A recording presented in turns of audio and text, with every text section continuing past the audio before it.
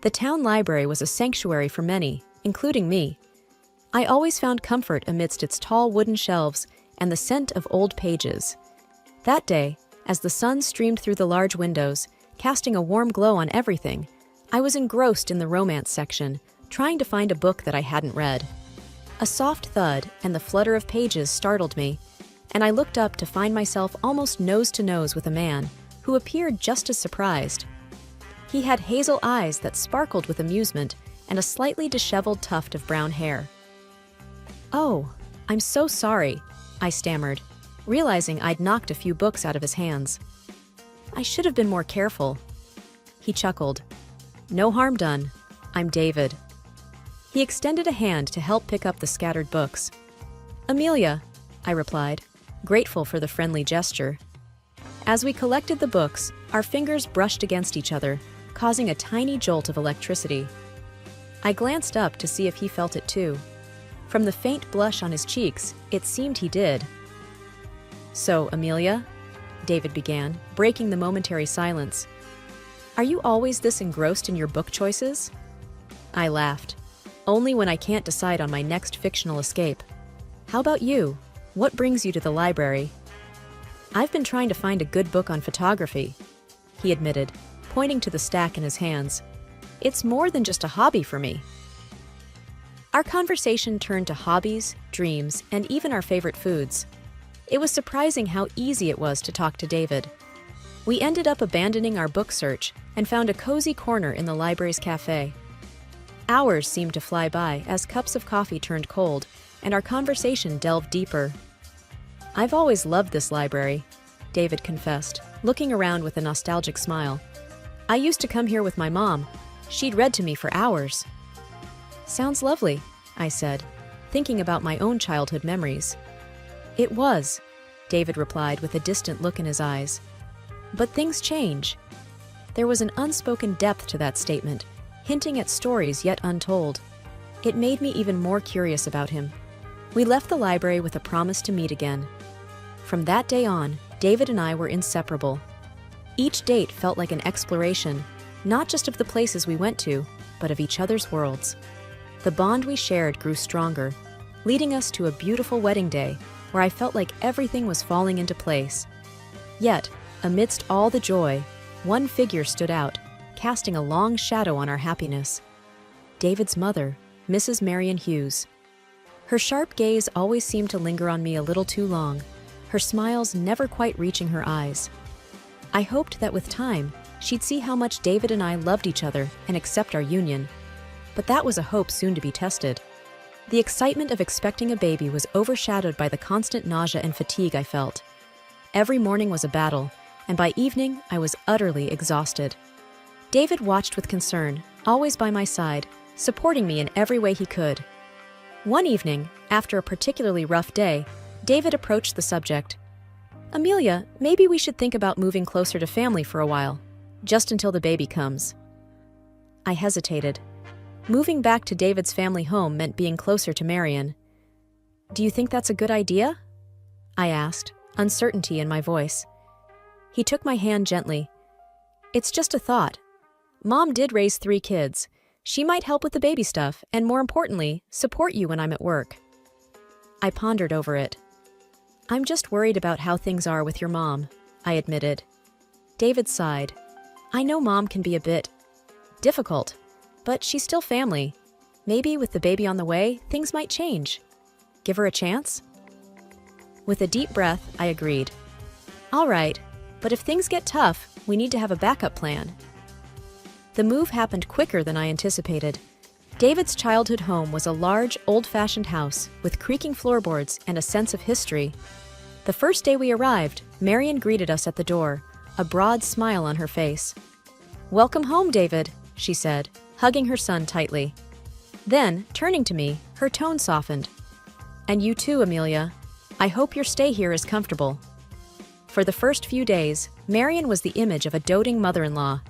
She made my favorite meals, helped me set up the nursery, and shared stories of David's childhood. It was almost as if the icy tension from before had melted away. One evening, while David and I were in the living room, Marion joined us with a tray of hot cocoa. Handing me a cup, she said, You know, Amelia, pregnancy suits you. You look radiant. I smiled. Thanks, Marion. And thank you for everything you've been doing. It's been a great help. She nodded. It's the least I can do. Family takes care of each other. The words sounded reassuring, but a faint trace of something in her eyes made me wonder. It seemed like a perfect setup, a haven I hadn't expected. But as the days turned to weeks, subtle changes began to emerge. The sweet facade Marion put up began to show cracks, especially when David wasn't around. I tried to brush off the unease, hoping that my pregnancy hormones were just making me overly sensitive. But deep down, I couldn't shake the feeling that there was more to Marion's kindness than met the eye. The days in the old house started to feel longer. With David often away at work, it was mostly just Marion and me. It didn't take long for her kind behavior to shift when we were alone. One afternoon, I was in the kitchen, making a sandwich. Marion walked in, looked at what I was preparing, and said, "You know, David always liked his sandwiches with more mayo, but I guess he's settled for less now." Taken aback, I replied, "I didn't know that. He never told me." She shrugged. "There's a lot you don't know about my son." Days like this became more common. It was always a comment here, a remark there. Each time, she made sure David wasn't around to hear. One day, I was resting in the living room, going through some baby names. Marion came and sat next to me. "You know, Amelia," she began, "if only David had chosen someone more, well, someone better suited to our family." I looked up, surprised. "What do you mean, Marion?" She leaned in closer. "Let's be honest. You've struggled so much with this pregnancy. It makes me wonder if you'll be able to handle what comes next." I felt a sting in my eyes, holding back tears. "I'm doing my best," I whispered. Marion sighed. "For David's sake, I hope your best is good enough." Every interaction became a challenge. I tried to avoid being alone with her, but she always found a way. The house felt oppressive, and I started to dread each day. The only solace was David's comforting presence when he came home. But even with him, I hesitated to speak up, fearing it might cause a rift between mother and son. Things got even more strained when David informed us of a business trip he had to take. "It's just for a few days," he assured me, pulling me into a hug. "Mom will be here with you. Everything will be all right." The night before his trip, I overheard David talking to Marion in the hallway. "Please, Mother," he said, his voice filled with concern. "Promise me you'll take care of Amelia." Marion's voice was sugary sweet as she replied, "Of course, my dear. Don't you worry. I'll look after her." I went to bed that night with a heavy heart, sensing that the storm was far from over. With David gone, the house's atmosphere grew thicker than ever. Every room I walked into felt like stepping onto a battlefield with Marion.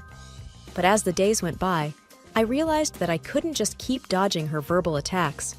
I needed to defend myself, and maybe even counterattack. The day after David left, I sat in our shared living room, browsing through online forums for advice on dealing with difficult family members. The consensus was clear. Evidence was crucial. That's when the idea of the voice recorder struck me. If I could capture Marion's words, I could finally show David her true nature. The very next day, I made a trip to a local electronics store. As I was browsing through the different recorders available, a friendly store assistant approached. "Looking for something specific?" he asked. "Something that can record voice discreetly," I answered. He nodded, showing me a small device. "This one's quite popular, easy to conceal and clear audio quality."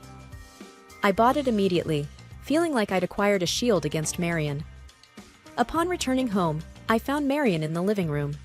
She was going through a photo album, probably reminiscing about the past. "Ah, Amelia," she said without looking up. "Come, see these photos of David when he was young. So innocent and unburdened. Before all this." I sat down, my new recorder discreetly activated in my pocket. "He always speaks fondly of his childhood," I remarked, trying to keep the conversation neutral. She gave a half smile. "Well, he had a mother who cared for him, who knew how to bring up a child properly. Unlike some." I took a deep breath, attempting to stay calm. "I'm sure we all do our best for our loved ones, Marion." She scoffed. Doing one's best and knowing what's best are two different things. I just hope my grandchild doesn't suffer due to your inexperience. I nodded, biting back a retort. Thank you for the advice, Marion. Little did she know that every snide remark was being captured. The days dragged on, and I gathered more evidence. Simultaneously, I started searching for an escape plan, a place of my own where I could breathe. After a thorough search, I stumbled upon a quaint apartment nearby. It felt right, a sanctuary from Marion's constant onslaught. One evening, as I went over my recordings and thought about the apartment, I felt a surge of hope. This was more than just about standing up to Marion. It was about securing a peaceful future for my child and me. It was about ensuring David knew the truth. With renewed energy, I prepared for the days ahead, knowing they wouldn't be easy, but believing they'd be worth it. A few days had passed since David's departure. Despite my attempts to keep a distance, Marion seemed to be pushing harder, testing my limits. One particular evening, after dinner, she decided to bring up the topic of baby names. I was in the living room, looking through a baby name book David had bought for us. Naming a child is a significant task, she began, settling herself on the sofa opposite me. It should be done with care. I looked up, nodding. David and I have a list. We're considering a few options. Marion tilted her head, her eyes sharp. Well, let's hear them. Taking a deep breath, I began. We're thinking of Lily if it's a girl or Ethan if it's a boy. She rolled her eyes. Lily? Sounds like a name for a pet. And Ethan? So common. I felt my cheeks heat up. They're just options. We haven't decided. Marion leaned in, her voice cold. You know, in our family, we have traditions. David was named after his grandfather. Maybe you should respect that instead of choosing random names from a book. Stung by her words, I replied, David and I will name our child together. It's our decision. She stood up abruptly, knocking the book from my hands. You're so ungrateful. I've tried to help, to guide you, but you're just bent on ruining my son's life and that of my grandchild. I was taken aback. Marion, I never asked for your help. All I wanted was some peace. With a mocking laugh, she retorted, Peace? You think you deserve peace after everything you've done? You've turned my son against me. That was the last straw. I haven't done anything. It's you who can't let go and let him live his life. Marion's face turned a deep shade of red. You ungrateful wretch, she yelled, pointing towards the door. Leave! I don't even want that child to be born. Shaken, I tried to hold back tears. This is my home too. But Marion was relentless. She reached into my bag, grabbing my keys, and tossed them out the door. There, now go. Breathing hard, with my emotions in a whirl, I took a moment to gather myself. I remembered the apartment I had rented, my sanctuary. Picking up my bag, I looked Marion in the eye. You might regret this. Without waiting for a reply, I stepped out, closing the door behind me. It was clear. The battle lines had been drawn. The next few days in the apartment were a mix of peace and apprehension.